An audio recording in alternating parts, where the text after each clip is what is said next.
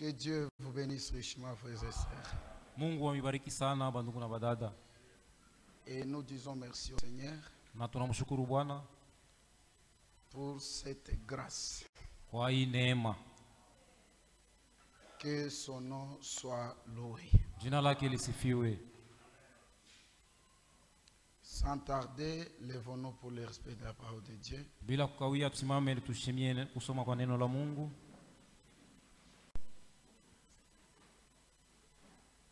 Dans le livre d'un Corinthiens, chapitre 10, verset 11. Kitabu cha Wakorintho wa kwanza sura ya 10 mstari wa Verset 12. 12. Nous lisons au nom du Seigneur Jésus. Tunasoma jina la Bwana Yesu. Ainsi donc, Hivi basi, que celui qui croit être debout prenne garde de tomber. ule anaweza kusema yuko mwenye kusimama afanye angalisho ili asianguke. Aucune tentation venue qui n'était humaine. Hakuna tajaribu moja inaweza kufikia ile aina ya kibinadamu. Et Dieu qui est fidèle ne permettra pas que vous soyez tentés au-delà de vos forces. Na Mungu mwenye kuwa mwaminifu hawezi kuruhusu mpate kujaribiwa kushindia nguvu yenu. Mais avec la tentation, il préparera aussi les moyens d'en sortir, Lakini pamoja na jaribu atatayarisha vile vile namna ya kutoka afin que vous puissiez la surmonter. ili upate kuishinda. Que Dieu ajoute la bénédiction à la lecture de sa parole. Mungu aongeze mabaraka kuusomi wa neno lake. On nous a déjà prié. Basha kutuombea, Nous continuons. tukunaendelea. La Bible nous met en garde Biblia iktukalamusha de ne pas négliger cette bataille. tusipuuzie hii vita. Chacun de nous est censé veiller. Kila mmoja wetu anapasha kukesha, Il est censé être sur ses gardes. anapasha kuwa mwangalifu. Il y a un principe qui se dit dans les combats, Huo kanuni moja wanasemaka kuvita, que le règle numéro 1 du combat n'est jamais négliger votre adversaire. kanuni ya kwanza kuvita, usizarau ule uko nakombanisha. Ne jamais négliger les péchés. Usizarau zambi, Ne négligez pas ce que le diable peut commettre comme de dégâts dans votre vie. usizarau vile vitu vibaya shetani anaweza kutendea maisha yako. Il est capable de vous perdre. Anaweza kukupoteza, Il est capable de gâcher votre vie spirituelle. anaweza kuharibisha maisha yako ya kiroho, Il est capable de vous rendre païen. anaweza kukufanya unakuwa mpagani. Que vous soyez prédicateur, Uwe mhubiri, que vous ayez fait des années dans cette église, ukosha kukawia mwikanisa, que vous ayez prophétisé ou fait des miracles, wewe ushakutabiriaka au ushakutimizaka miujiza, ne négligez pas le péché. usizarau zambi. Le péché pourra vous rendre pécheur, Zambi inaweza kufanya mtenda zambi, un véritable païen, mupagani wa kweli, comme un chien qui est enragé. kama vile imbwa wa malali.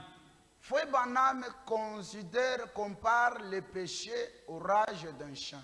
Ndugu Branham kunalinganisha zambi na magonjwa ya imbwa. Que un chien Imbwa est normalement domptable par une personne. banamfugaka, watu banafugaka imbwa. On les caresse, Unaweza on les kumubembeleza, porte, unaweza kumubeba, il peut vous accompagner, anaweza vous kukusindikiza, pouvez les chasser, faire tout unaweza ce que vous pouvez. kumfukuza na kufanya yote ile unaweza Le kufanya chien naye. est domptable. Imbwa banamfugaka. Mais une fois la rage saisit le chien, Wakati tu anapata magonjwa, la première chose, il ne vous reconnaîtra pas comme son maître. ya kwanza hata kutambua sa vile bwana wake. Il ne sera pas domptable. Hawezi tena kumfuga, Vous ne l'appellerez pas et il ne pourra jamais vous accepter. hawezi kumuita na yeye anakukubali. Il en est ainsi du Ni péché. vile vile na zambi. Si le péché se saisit d'un chrétien ou d'un croyant, Kama zambi nashika Mkristo au mwaminifu, il devient aussi enragé. naye anakuwa na malali ya makali. La première chose, Ya kwanza vous le verrez commencer à fuir l'église. utamwona anaanza kukimbia kanisa.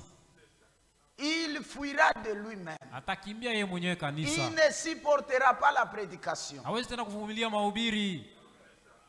Le péché enlève la joie du salut. Zambi inaondoaka ile furaha ya wokovu. Le péché ferme l'œil spirituel. Zambi inafungaka jicho ya kiroho. Le péché amène un chrétien fidèle à être bavé comme un chien.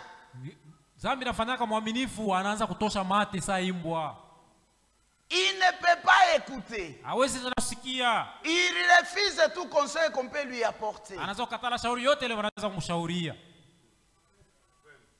Ne jouez jamais avec la vie du péché. Usicheze kamwe na maisha ya zambi. Et le péché vient de plusieurs formes. Na zambi inakuwa muhali ya kuachana. Parce que l'ennemi est télemarisé, Juu adui ni mjanja sana. il change aussi de forme. Eko na badilisha na yeye Il mahali ya change de kutenda. nature. Eko na badilisha asili yake. Hier, nous avons parlé sur la télévision. Jana tulisemea juu ya televisheni. Oui, frère. Ndio ndugu. Nous devons prendre garde à la manière dont nous pouvons utiliser nos télévisions, nos téléphones. Tunapaswa kuwa waangalifu sana mnaona tuko natumikisha matelevisheni na masimu yetu. Nous sommes appelés à veiller à ce que cela ne soit pas l'objet de notre souillure. Tunapaswa kukesha sana ile vitu vishukue juu ya buchafu yetu. Amen. Amina. Mais avant d'aborder la victoire, Mbele ya kufikia kwa ushindi, avant de démontrer les règles de la victoire, mbele ya kuonesha makanuni ya ushindi, il y a un autre instrument kuko kiombo kingine que le diable utilise souvent, kile shetani anatumikishaka, c'est la femme immorale. ni mwanamke wa maisha mubaya.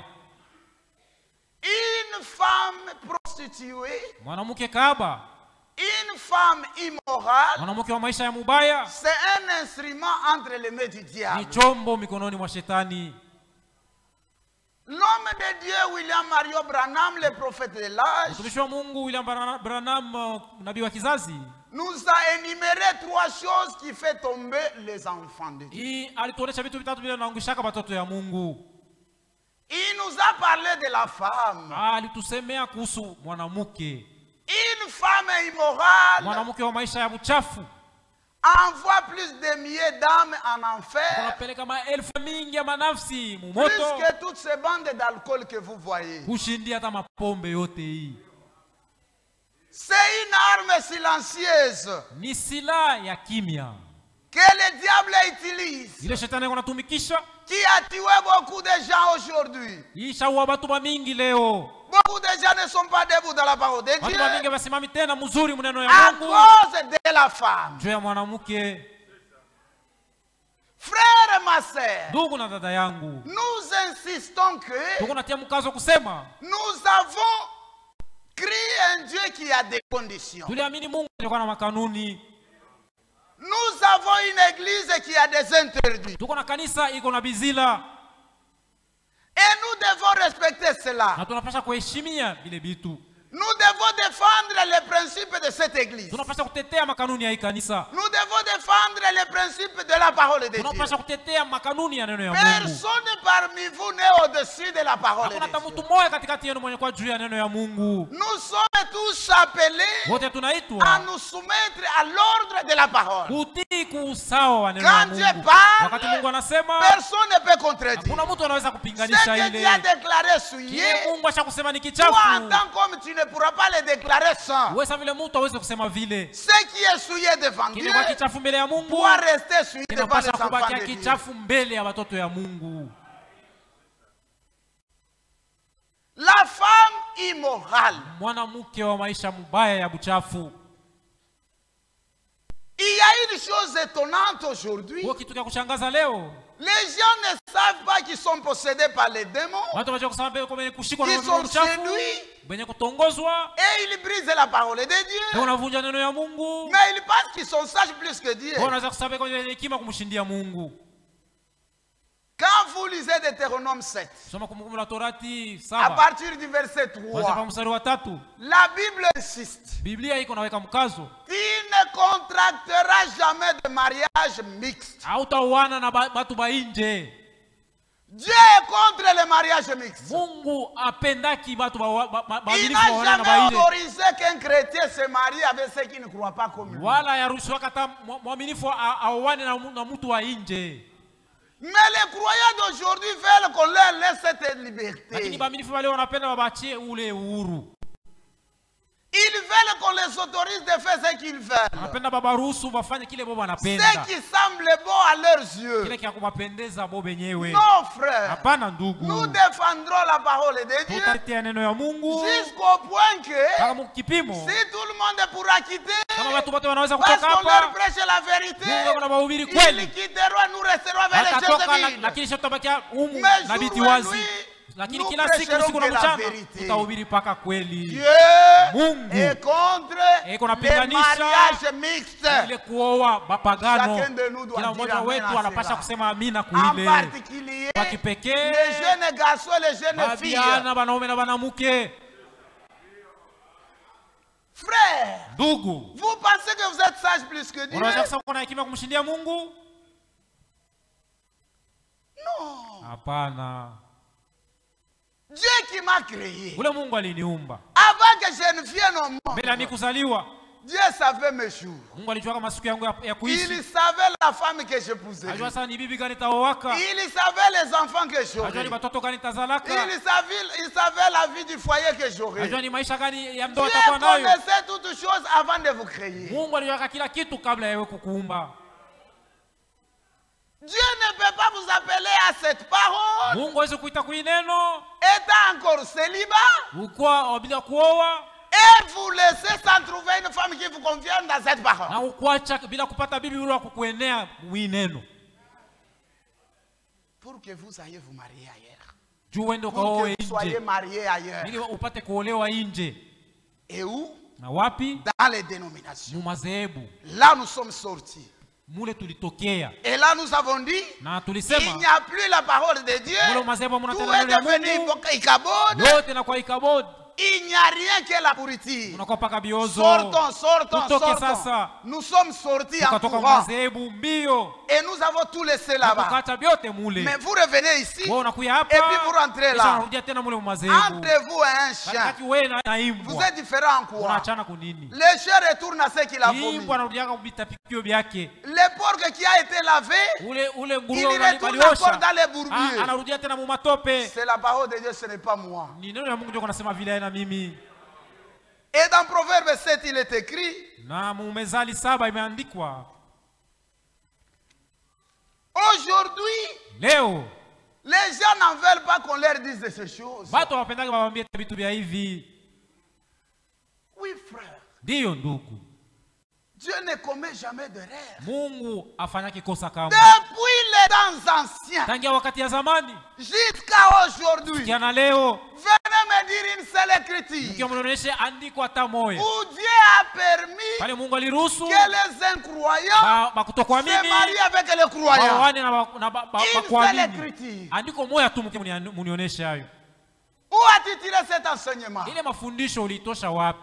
pensez que si vous restez sans être marié, est-ce que vous manquerez l'enlèvement? Est-ce que ce sont ceux qui sont mariés qui iront en enlèvement? Ceux qui sont mariés qui seront sauvés? La femme aujourd'hui admire plus le mariage plus qu'il admirait la vie éternelle. Les femmes aujourd'hui sacrifient la vie éternelle au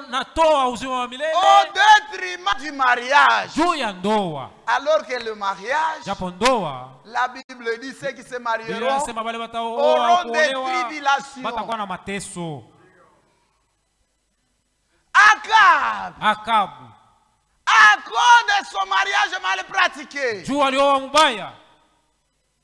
aujourd'hui, s'il y a un mauvais roi en Israël, que Dieu a eu sa génération, il les a poursuivis et les a tous tués. C'était la génération d'Akab. Il a introduit l'idolâtrie à travers le mariage. Ne nous amenez pas ce genre de femmes-là. Vous nous donnez encore du travail. Quand on lui dit de ne pas mettre de cabello, elle est fâchée. Ça c'est que les gens d'église. Mais si tu aurais pris notre sœur, on n'aurait pas tous ces problèmes. Les diables ont plus de problèmes à cause des intrus qu'on nous a amenés. Le pasteur résout des problèmes interminés à cause des intrus qu'on nous a amenés. Tu travailles je ne sais où, tu vois une fille, parce que tu es plein de convoitises et d'adultère, tu lui promets le mariage. Et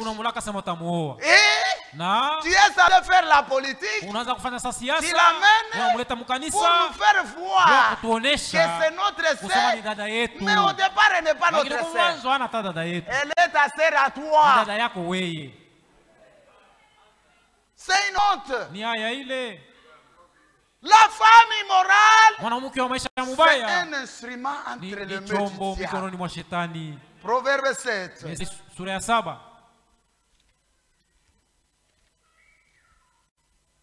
Commençons par le verset 1. Et puis nous allons en sautant. Je vais plus sauter. Mon fils, retiens mes paroles et garde avec toi mes préceptes. Observe mes préceptes et tu vivras. Garde mon enseignement comme la prunelle de tes yeux. Lis-le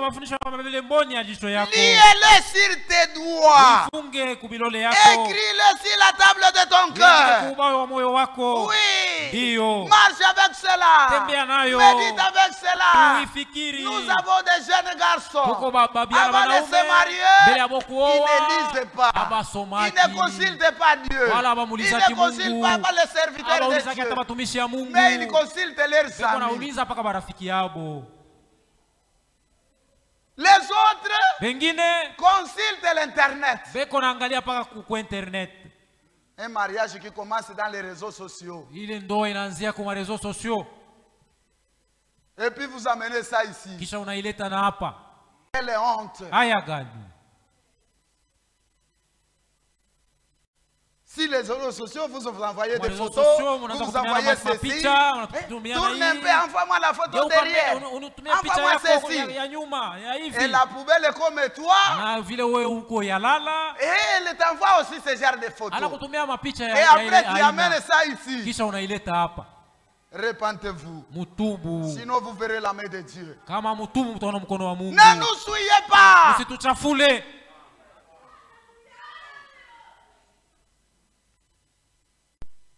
Je saute. Verset 4. Dites à la sagesse, tu es ma soeur. Et appelle l'intelligence ton ami. Pour qu'elle te préserve de la femme étrangère. De l'étranger qui emploie des paroles doucereuses. Douce.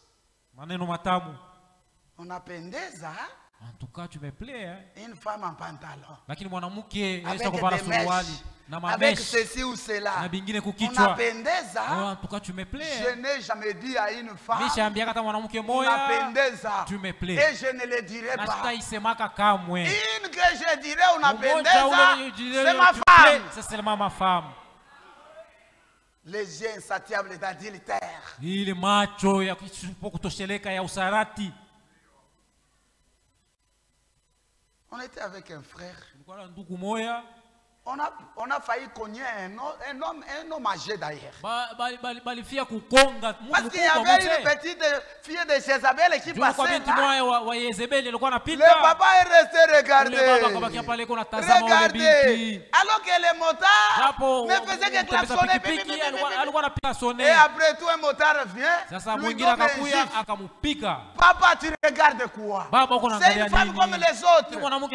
J'ai dit heureusement que il y a quelques-uns qui peuvent donner encore ce genre de langage. Et toi, un chrétien, na wewe Mkristo, trouver dans ces choses, unapatikana na vitu vya hivi. Tu dors à 0 heure. Unalalaka usiku sana. À force de faire des messages. Juu ya kutumiana ma SMS. Envoyer des photos. Unatumiana mapicha. Unatumiana hivi na bile. On t'avoue. Aya yenu. Le Saint-Esprit n'est pas avec vous. Roho Mtakatifu haina pamoja na mweye.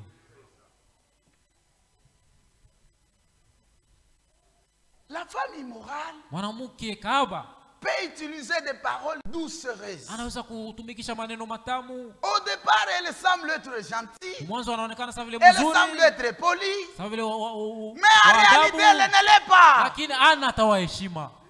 Ce sont des femmes sans caractère. Ni wanawake wasipo heshima. Tu sais? Unajua la valeur de la virginité devant Dieu. Bei ya bubikira mbele ya Mungu. Parmi les vertus de la femme. Katikati ya ile mauwezo ya mwanamke. La première vertu. Uwezo wa kwanza sur quoi Dieu veille. Pale Mungu kuna keshea. C'est la virginité. Ni ubikira. C'est la virginité. Ni ubikira. Est-ce que l'église me comprend? Kanisa mnanielewa? Est-ce que vous les sœurs vous comprenez? Badada mnaelewa? C'est la virginité. Ni ubikira. C'est une honte. Ni aya. Dans la maison de ton père. Ukingaliki kwenu. Tu as déjà perdu ta virginité. Ushakupoteza kama ubikira. Macho yako paka hivi. Tu es là en train de carquiller les yeux. La femme immorale, c'est un instrument entre les mains du diable. Oui, Marie est dans son cœur. Elle est brillante et relative.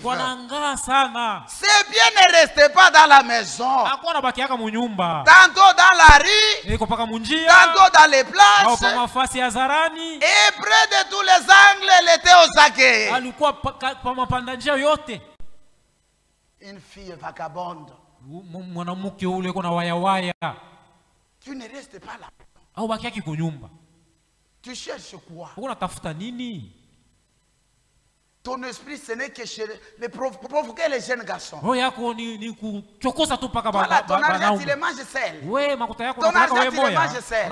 Toi, là, ceci, c'est là. Pourquoi tu ne portes pas cet habit-là? C'est un habit qui me plaît souvent quand tu les portes. Jézabel est moderne.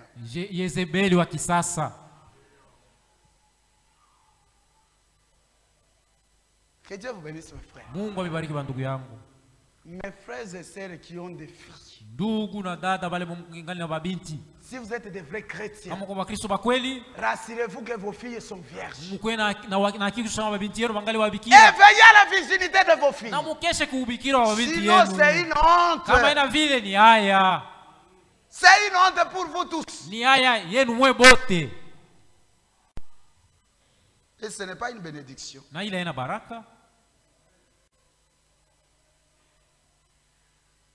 Que Dieu vous bénisse. Verset 21. J'aimerais finir ça. Elle les séduisit à force de paroles. Oui. À force de paroles. Oh, je ne voulais pas. C'est parce qu'elle m'a insisté. C'est parce qu'il m'a insisté. Jour après jour, il ne fait que m'envoyer le message. Alors j'ai pensé qu'il m'aimait. C'est pourquoi. Quelle honte. Samson aussi. L'a livré le secret. Il lui a coûté la mort. À force de paroles de quoi? De Delilah. La Bible dit, son homme s'impatienta à la mort. Parce qu'elle est censée, elle était en train de l'importuner chaque jour.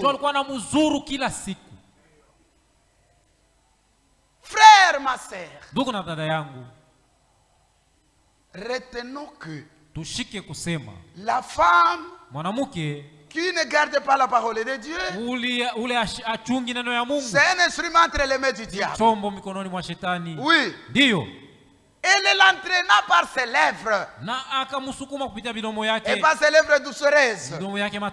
Il les mit à tout à coup à les suivre. Comme un bec qui va à la boucherie. Comme un fou qu'on lit pour être châtié. Jusqu'à ce que la flèche lui perce le foie. 24. Maintenant mes fils. Écoutez-moi. Soyez attentifs aux paroles de ma bouche. Que ton cœur ne se détourne pas vers la voix d'une telle femme.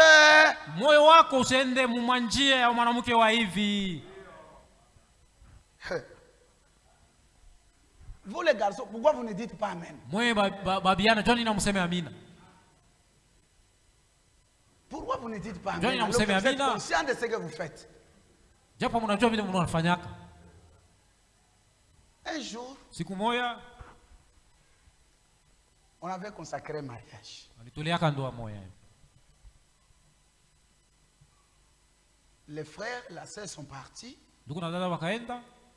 Après être bénis,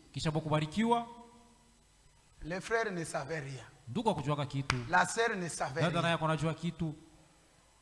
Ils sont restés là presque une semaine.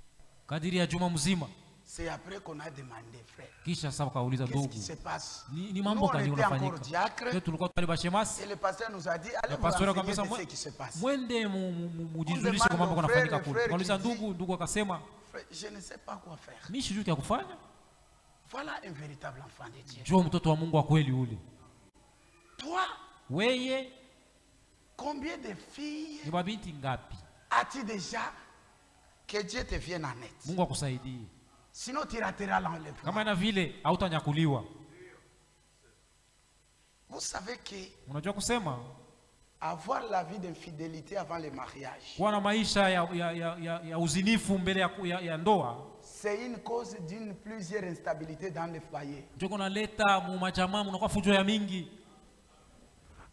Il y a des frères,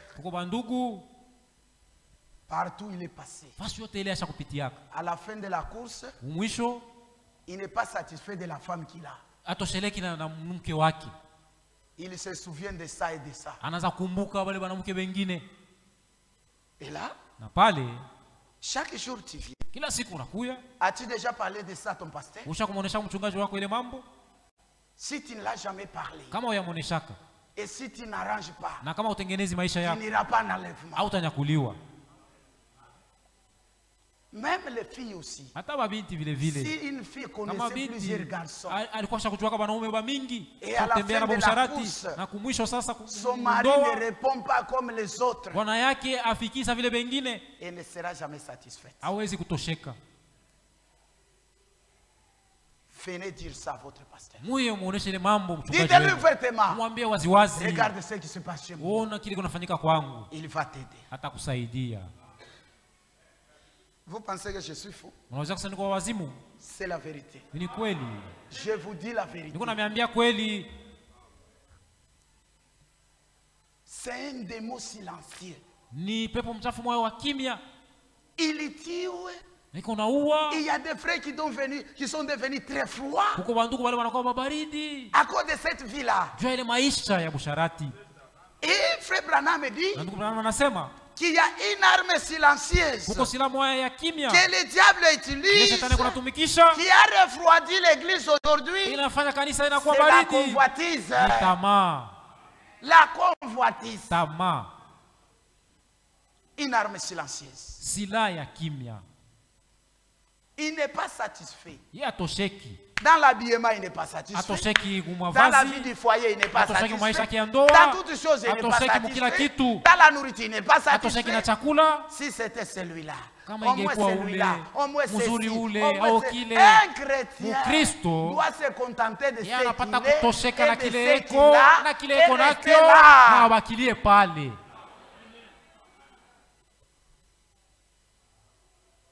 C'est un démon silencieux qui a refroidi beaucoup de gens aujourd'hui. C'est pourquoi, quand vous lisez Romains 6, verset 12, la Bible dit, n'obéissez pas aux convoitises. N'obéissez pas. C'est un démon qui stimule. Il faut le résister. Résister ces démons de convoitises. Il n'y a rien de bon en lui.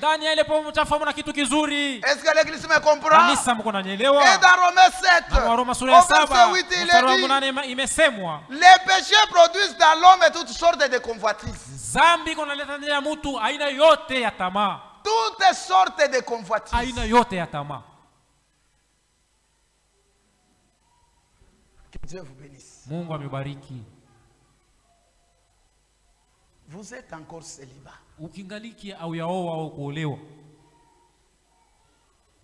Encore célibat. Mais au moins vous connaissez quelqu'un qui maltraite sa femme et celui qui ne maltraite pas sa femme.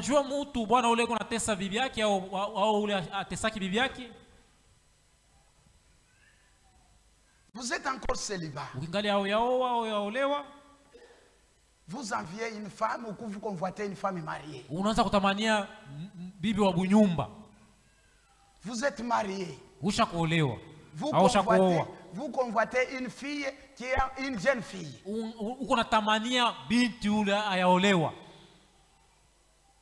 La convoitise, c'est une arme silencieuse.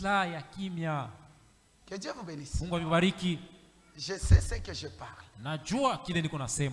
Beaucoup de gens sont froids aujourd'hui à cause de la convoitise. Ils sont insatisfaits. Beaucoup de femmes sont insatisfaites. Ils ne sont pas satisfaits de leur mari. Celui que tu as là, c'est celui que Dieu t'a donné. Et Dieu qui te l'a donné n'a jamais fait d'erreur. Dieu n'a jamais fait d'erreur.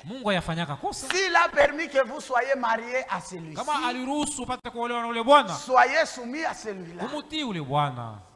C'est de ce côté que tu es sorti. Amen. Amina. À celui-là. Si c'était comme celui-là, insatisfaite. Ça, c'est la nature de la convoitise. Que Dieu vous bénisse. Et dans Romains 13, verset 14, la Bible dit, n'ayez pas soin des corps pour en satisfaire ces convoitises.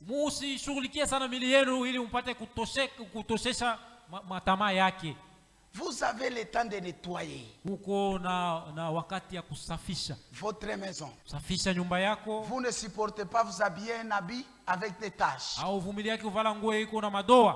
Mais vous supportez les tâches du péché sur votre âme.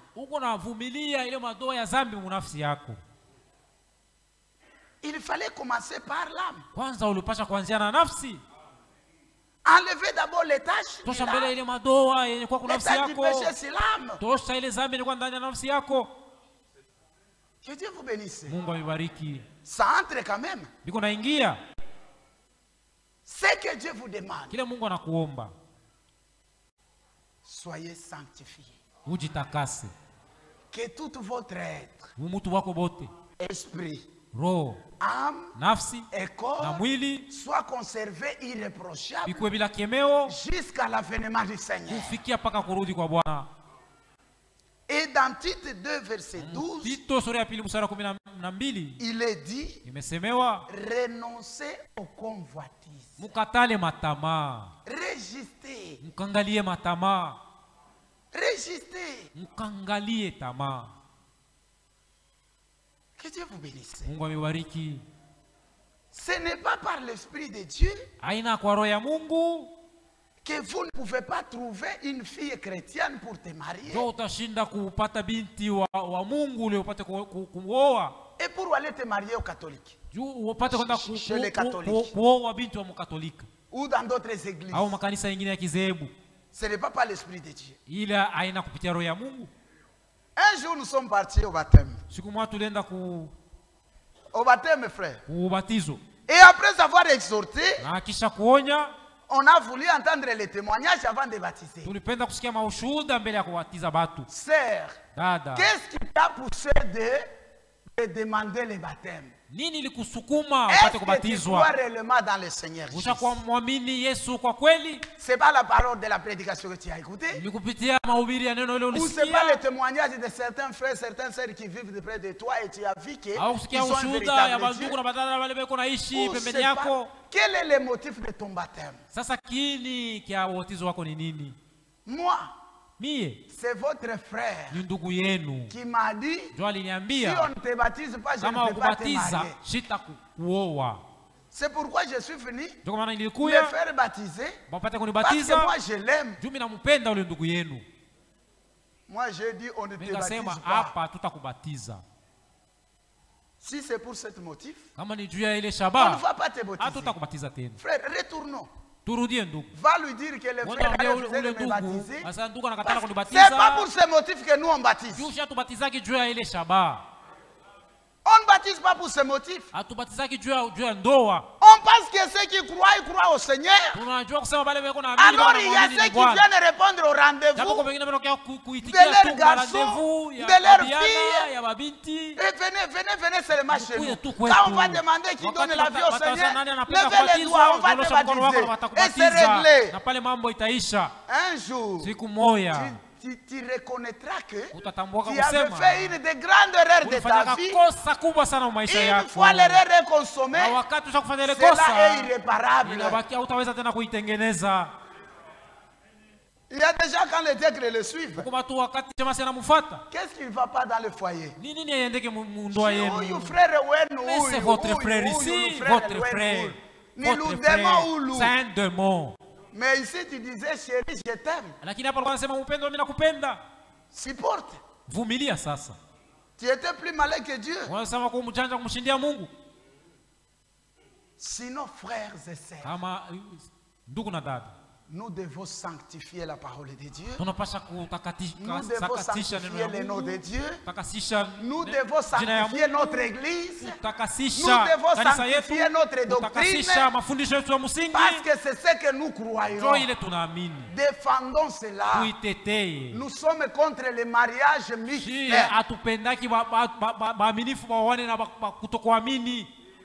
L'Esprit a voulu que je m'arrête sur ça. Dans la prédication, regardez à l'invisible. C'est une prédication du 3 octobre 1958. Quelques jours, je suivais à la mission, je suivais une mission à la radio en venant de l'école de dimanche. C'était une table ronde des adolescents. L'une des choses importantes, c'était qu'une fille trouve les garçons aux cheveux bouclés. Ah, les cheveux bien bouclés. Aujourd'hui, ni Mapondo. C'est comment introduire. Un garçon qui savait bien enfiler. Un garçon qui sait bien introduire. Ah, celui-là. J'aime bien ce garçon. Et que la fille, que les garçons aussi trouvent la fille aux yeux bleus. Ou les yeux bruns.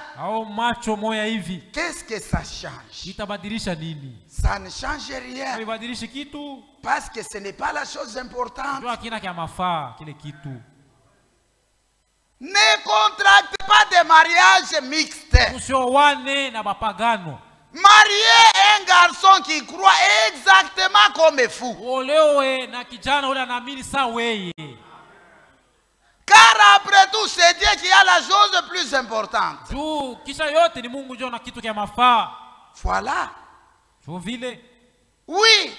Si vous vous mariez, ou quoi que vous ayez fait, et si cela ne plaise pas à Dieu, alors la bénédiction ne vous suivra pas. Amen. Amina. Paragraphe 12. Kifungo kya oui, regardez à l'invisible, paragraphe 12. Dans Dans la prédication, l'homme le plus méchant que je connaisse.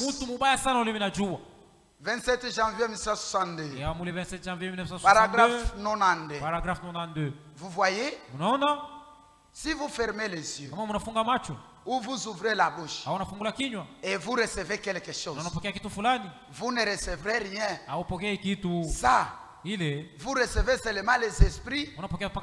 C'est ce que la dénomination enseigne. Et ces jeunes filles s'est mise à courir. Je suis en train de sauter. Quand vous lisez, vous comprendrez l'idée enchaînée.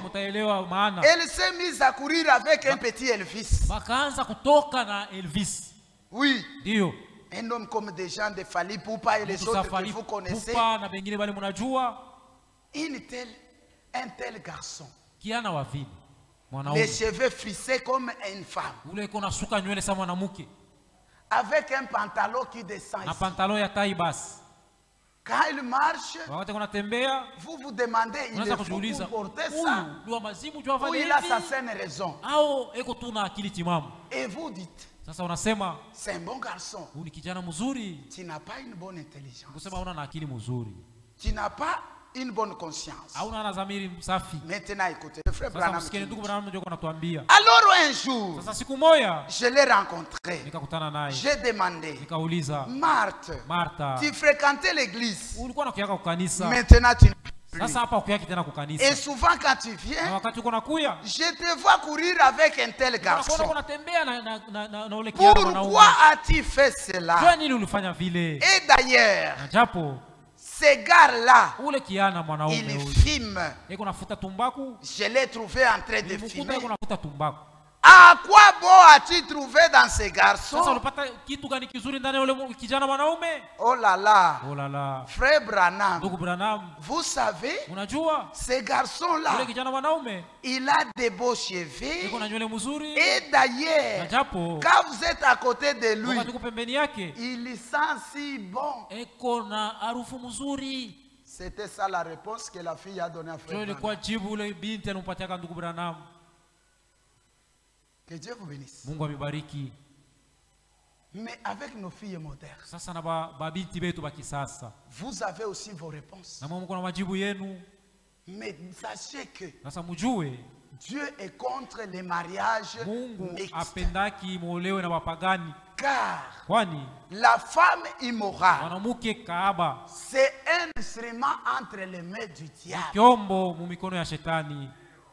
Cette femme envoie des milliers d'âmes en enfer. Amen. Elle envoie des milliers d'âmes en enfer.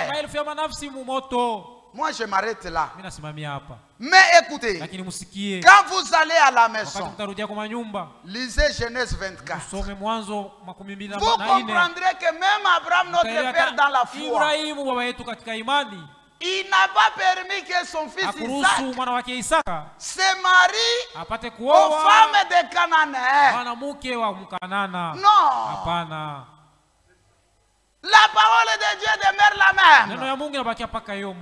Vous ne pouvez pas la changer. Le même Dieu qui a condamné cela dans l'Ancien Testament, dans tous les âges, il est le même Dieu qui les condamne même ce soir. Si vous étiez engagé dans ce sens, arrêtez cela et revenez à Dieu.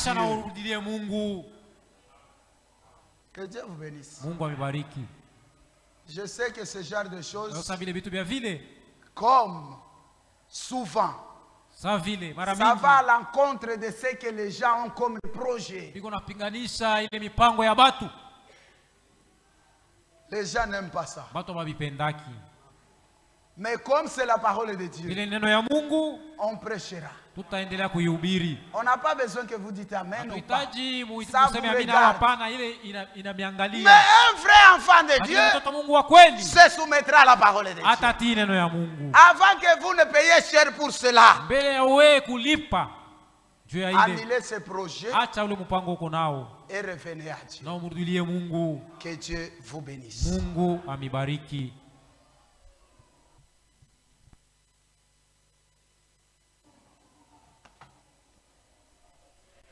Bwana Mungu atubariki sana. Et notre Dieu nous bénisse richement. Mungu atubariki. Que Dieu nous bénisse.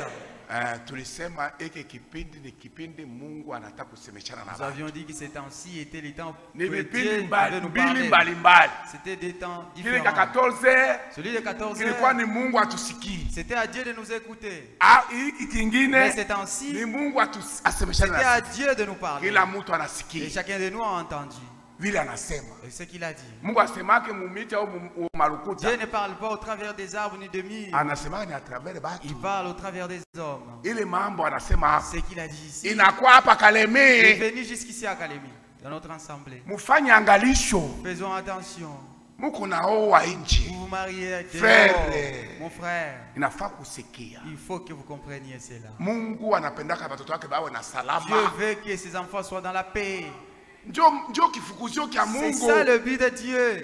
Parce que Jésus-Christ revient. Vous risquez de manquer le ciel à cause de cela. Si vous vous mariez mal, vous ruinez toute votre vie.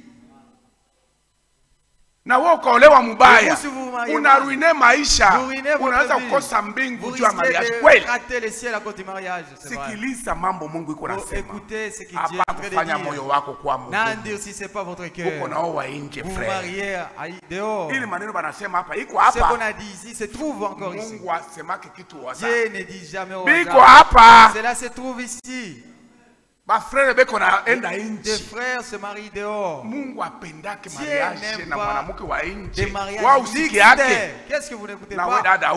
Ma sœur, pourquoi vous n'écoutez pas? Vous voulez aller au ciel ou quoi? Vous irez au ciel de quel Dieu? C'est Dieu refuse de mariage mixte. Mariez-vous entre vous. Comme l'Esprit l'a dit ici. Vous amenez cette sœur qui ne croit pas. Elle vient de croire à cause du mariage. Vous mariez. Tous les problèmes. Tout ce qui va se passer ici, elle va voir étrange. Ce ne sont que des bruits pour elle. Vous allez vous troubler vous-même. On va vous conseiller. Elle ne connaît pas les paroles de Dieu. C'est vous qui les connaissez. Et il y a un problème. Comment est-ce qu'on va gérer ça avec la parole? Elle ne connaît pas la parole. Ces problèmes-là seront durs dans vos maisons. Frère, ma soeur, venez croire dans notre église. Oui, c'est vrai, il y a quelqu'un qui est baptisé après une semaine. Tu es déjà là. Non, frère. Non, frère. Il y a des frères qui amènent des sœurs ici. Arrêtez cela. Ce que tu plantes, tu les moissonneras. Ce n'est pas une blague. Ici à la chair, Dieu ne plaisante pas. Vous perdez les virginités des sœurs. Vous savez cela. Répentez-vous, frère. Ma sœur, ce que vous faites, répentez-vous. L'Esprit dit, venez voir les pasteurs. Il vous guide. Ne plaisantez pas.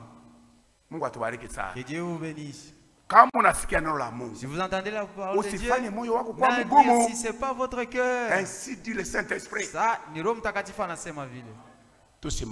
Lèvons-nous. Vous faites satisfait, dada. Soyez satisfait, mon frère. Oui. Qu'est-ce qu'il y a? Soyez satisfait avec ce que Dieu vous a donné.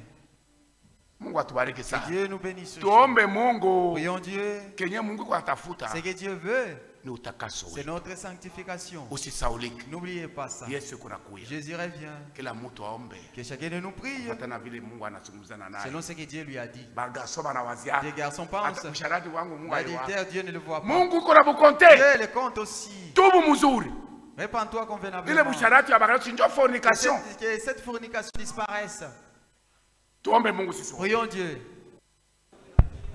Mungu tunakushukuru. Dieu, nous te disons merci. Uko nasema hii maneno. Tu dis ces choses ni juu ya buzuri bwetu. pour notre bien. Juu kenye uko natafuta. Parce que ce que tu veux, ni utakaso wetu. C'est notre sanctification. Tuko muvita. Nous sommes dans les combats. Uko natuambia. Toi tu nous dis ma tactique. Des tactiques. Na ma bitu yote shetani iko nafanya. Et ce que Satan fait. Juu tukalamuke. Pour que nous soyons Asante Mungu. Seigneur, merci. Kwa upendo wako pour ton amour envers nous. Utusaidie. Aide-nous. Tuishi maisha matakatifu. Que nous vivions une vie sainte. Na hii vita. Et que cette bataille. Tuipigane selon les règles. Puissions la combattre selon les règles. Ile maneno kuna tuambia. Tes paroles que tu nous dis. Utusaidie Seigneur. Aide-nous Seigneur. Uko natuonesha. Tu nous montres. Kule kote shetani kuna fanya. Là où Satan passe. Juu ya kutusuie. Pour nous suyer. Mungu. Dieu. Tunaomba msaada wako. Nous avons besoin de ton aide. Tosha ma incrédulité. Enlève toute incrédulité. Tosha ma raisonnement. Enlève tout raisonnement. Tosha kiburi kyote. Tout orgueil. Lakini tupatie unyenyekevu. Mais donne-nous l'humilité. Tutembee selon maneno yako. Pour que nous marchions selon ta parole. Juu Mungu. Parce que Dieu. Kenye uko anatafuta kwetu. Ce que tu cherches en nous. C'est notre sanctification. Tunakushukuru kwa imani. Nous te disons merci pour cette parole. Tupatie nguvu. Donne-nous la force. Tusikwe bantu bakusikia. Que nous ne soyons pas seulement des auditeurs. Na kusaulika. Oublier. Yesu. Jésus. Utusaidie. Aide-nous. Tuwe bantu bakusikia. Que nous soyons des auditeurs. Na kutenda. Et qui vivent ce que nous écoutons. Kwenye tunataenda. Et là où nous allons. Wende na sisi. Marche avec nous. Kwenye tunataka kwenda. Là où nous allons. Utupatie. Donne-nous nguvu. La force. Ya kuishi maneno. De vivre ces paroles. Bariki mtumishi wako. Bénis ton serviteur qui était utilisé ce soir. Anapoteza nguvu. Il a perdu la force. Redonne-lui. Na wakati atamedite tena. Lorsqu'il aura le temps de méditer. Mungu. Dieu. Umusaidie tena. Aide-le encore. Umufunulie tena vya mingi. Révèle-lui encore plus. Tu yasemeshana na watu yako. Pour qu'il parle avec ton peuple. Asante katika merci en tout. Au nom de Jésus-Christ. Amen. Amen.